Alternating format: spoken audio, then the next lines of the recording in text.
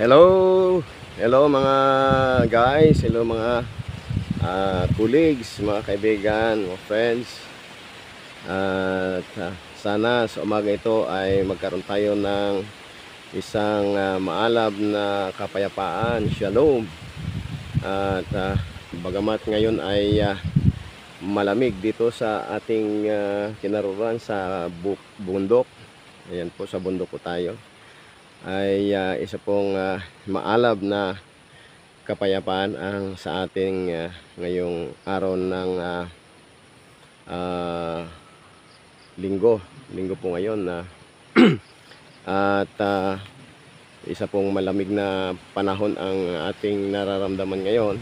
Malamig na at bago tayo palaot muli sa ating mga gawain dito sa bukid, nais po nating magbigay muli ng isang inspirasyon sa ating mga kaluluwa, spiritual inspiration. At ito po ay ating tinatahak yung mga bagay na patungkol sa kautusan ng Diyos na nauukol sa mga hintil, sapagkat may doon pong mga kautusan na nauuko lamang sa mga Hudyo. At bagamat itong mga kautusan na para sa mga hintil nga ay mayroon ding kaugnayan sa mga kautusan na naukol sa Hudyo. At ang pitong mga kautusan or precepts that pertains or belongs to the Gentiles, pag ito po ay ginawa nila, ay they will be considered as righteous Gentiles. At ito po ay malinaw po sa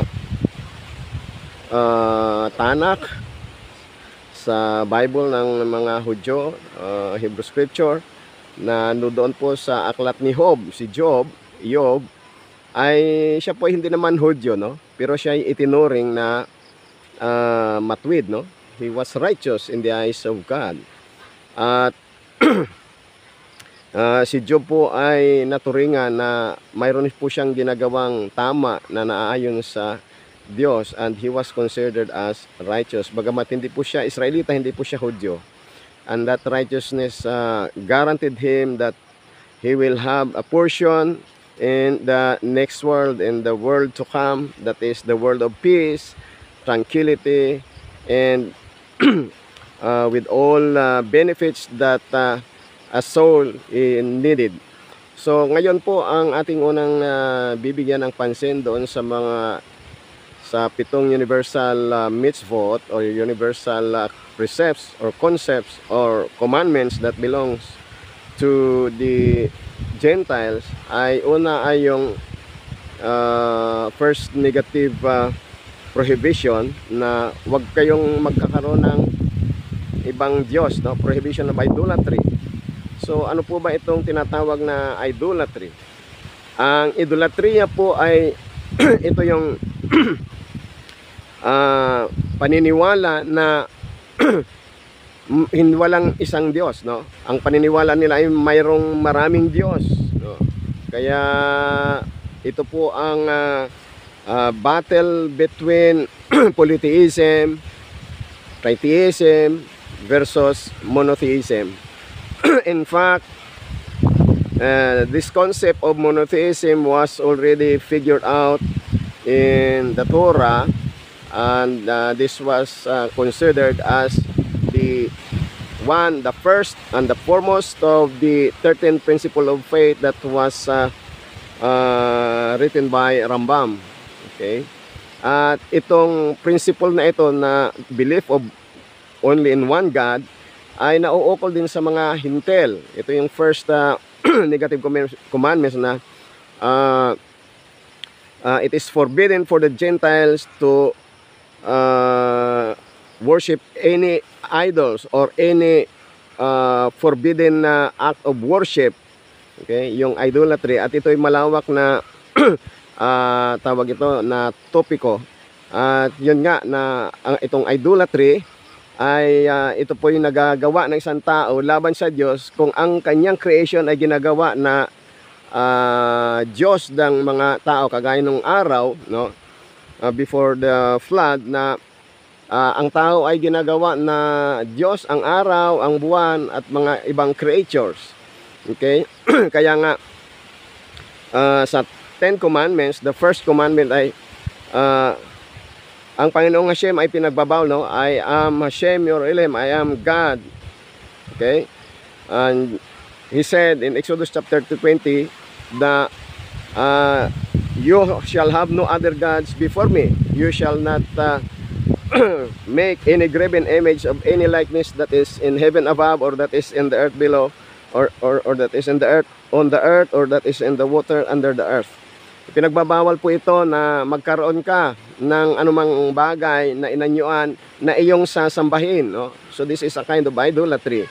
So idolatry is something that you create something or you make something na ito ay gagawin mong dalanginan.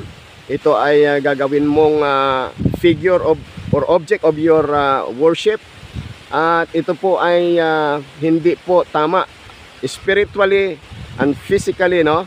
Ay hindi po ito tama dahil mayroon na pong kautosang nauukol na mayroon lang isang Diyos na dapat sambahin. Ito yung Diyos ni Amang Abraham, ni Isaac at ni Jacob. Okay?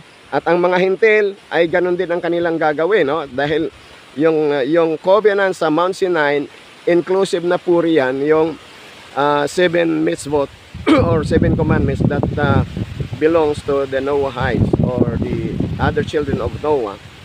At ito po ay dapat nilang gawin, no? Therefore, yan ang ating titingnan na yun atin bang ginagawa na worship or faith ay nag-worship lang sa isang Diyos, yung lumalang ng mga langit at lupa, or mayroon pa tayong ibang ginagawang intermediary between God and us. Mayroon pa ba tayong pinapamagitan? Yan po ay pinagbabawal na sa oral tradition na yung the transgression of Sitof, no? Yung Sitof, ano itong Sitof? Na pinaniniwalaan na ang Diyos ay mayroong kapartner sa paglalang ng lahat ng ito, no? Mayroon siyang kapartner para doon idaan yung iyong mga concern, which is not true when we study the Torah of Moshe, na nandoon nakapaloob na po yung faith ng mga Hudyo, mga Israelita, at pananampalataya dapat na gagawin ng mga hintil. Nang sa gayon, magkaroon po sila ng both of them will have a part or portion in the world to come, or yung sinasabi o pinaniniwalaan natin na heaven, no? Para magkaroon tayo ng portion doon, we have to believe that there is only one God, and that is the God of Abraham, Isaac, and Jacob. Okay? So both the Jews and the Gentiles must believe in this principle of worship, that there is only one God. Kaya nga mahigpit na utos ng Panginoong Hashem through Prophet Moshe na I am the Lord your God. Okay? I am the only one. Huwag kayong gagawa ng ibang Diyos para sa inyo. Okay? Sometimes ang mga tao ay ang sarili na ginagawang Diyos. Okay? At yun ang mahirap po. Ano po? At yan po ang yung first commandments. Yan yung first of the 7 universal mitzvot, or tinatawag sa Hebrew na Shiva mitzvot b'nai Noach. Okay? So both the Gentiles must do this and the Jews. Okay?